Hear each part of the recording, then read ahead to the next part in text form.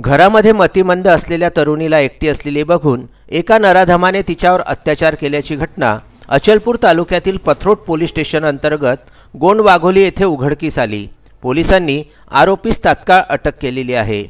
Police सूत्रांनी दिलेल्या माहितीनुसार पथरोट गावाजवळ असलेल्या गोंडवाघोली येथे 13 मे रोजी आरोपी रामचंद्र बळोदे वय वर्षे 35 याने दुपारी 3 वाजताच्या दरम्यान एक 19 वर्षीय मतिमंद तरुणी ही आपल्या घरी एकटीच आहे असे बघून तिच्या घरामध्ये घुसून तिच्यावर अत्याचार केला।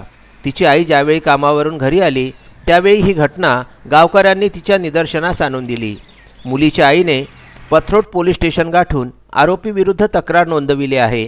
पोलिसांनी आरोपीस तात्काळ अटक करून पीडितेस वैद्यकीय उपचाराकरिता उपजिल्हा रुग्णालय अचलपूर येथे पाठविलेले आहे।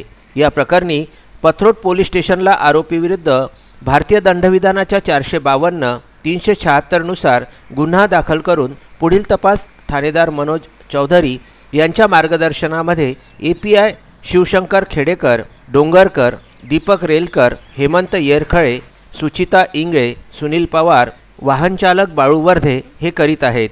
पथरोट येथून पंकज साबूसोबत नितेश दुबे यांचा हा वृत्तांत।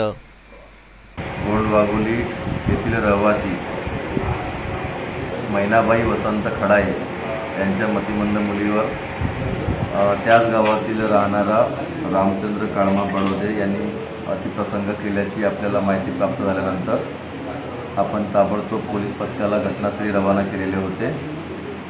आरोपीस आपण ताब्यात घेऊन सदर घटनेची तक्रार मैनाबाई वसंत खडाळे यांच्यामार्फत पोलीस स्टेशनला दाखल करण्यात आलेली आहे।